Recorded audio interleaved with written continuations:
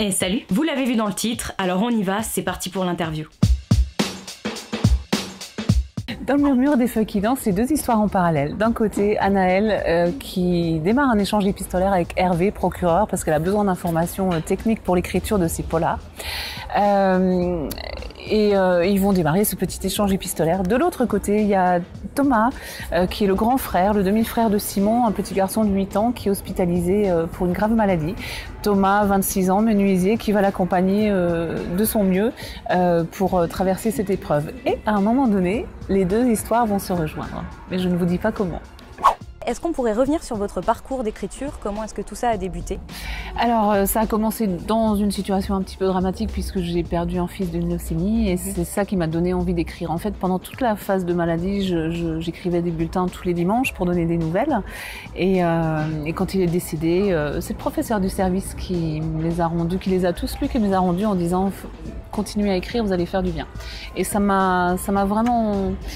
Ça m'a titillé et j'ai d'abord écrit pour me faire du bien.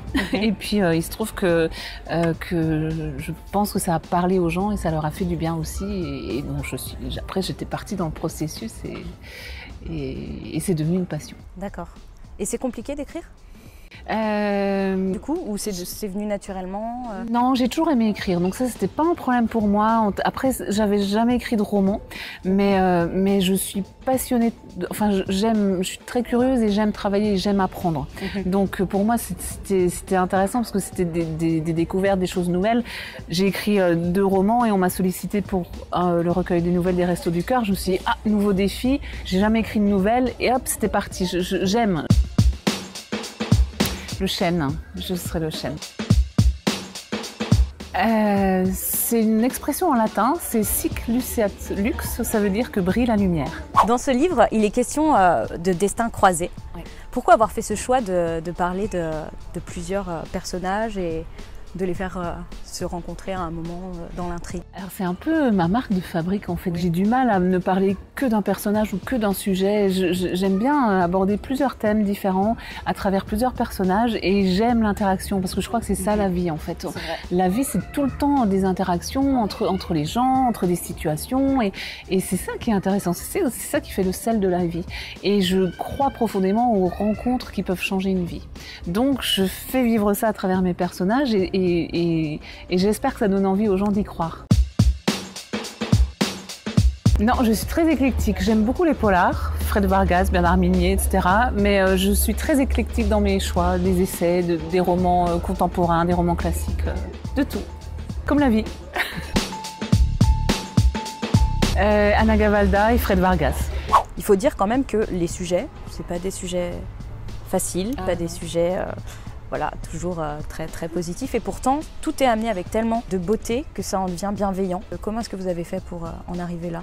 C'était naturel, ça a été difficile? Non, je pense que j'ai eu, moi, ce parcours-là. C'est-à-dire que j'ai traversé une épreuve difficile et je m'en suis sortie. Et j'ai envie, comme j'ai retrouvé la lumière, j'ai envie de montrer aux gens que la lumière existe au bout du tunnel ou que la surface existe en haut de la piscine. Enfin, il faut donner le coup de pied au fond et avoir envie de remonter. Et moi, j'ai envie de leur donner envie. Donc, je parle de choses difficiles parce que c'est la vie. Et la vie, elle n'est pas facile, voilà. Mais on a toujours le choix. On peut toujours choisir d'aller bien et de faire en sorte d'aller bien. Par quelques moyens que ce soit, ça peut être accompagné par un thérapeute pendant des années, mais au moins on fait la démarche de vouloir aller mieux. Et comme j'ai réussi, j'ai envie de partager. J'aime le papier, j'adore les petits carnets, voilà, mais j'écris sur ordinateur. Les deux.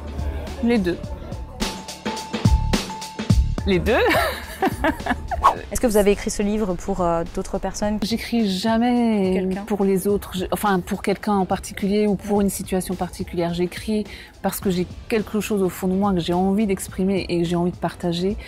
Mais ça rejoint toujours ce proverbe arabe de juste avant le bonheur, ne baisse pas les bras, tu risquerais de le faire 2 secondes avant le miracle. Et tout, je pense que ma vie tourne autour de ça, c'est-à-dire que toujours garder l'espoir et prendre soin Voilà, prendre soin de soi, prendre soin des autres. Donc moi j'essaie de prendre soin de mes lecteurs à travers mes romans. Alors mon dernier coup de cœur, c'est Kafka sur le rivage de Murakami, et ça parle d'un adolescent qui part à la recherche de lui-même.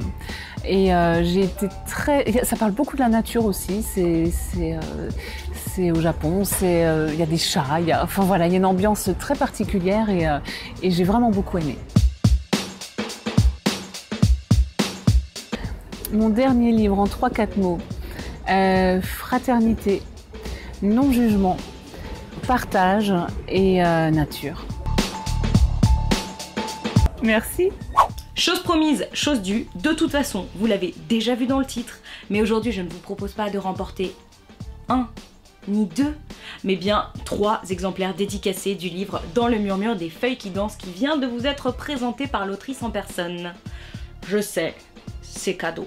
Pour ce faire, comme d'habitude, je vous laisserai aller voir en barre d'informations les modalités pour y participer et je vous informe d'ores et déjà qu'il y aura un exemplaire à remporter là-dessous, mais également un autre sur Twitter et sur Instagram. Bah oui, parce que plus on est de fous, plus on rit. Voilà, c'est comme ça. Si cette vidéo vous a plu, n'hésitez pas à me le dire en commentaire. Je vous y attends très nombreux et je vous dis à très vite pour une prochaine vidéo. Ciao ciao!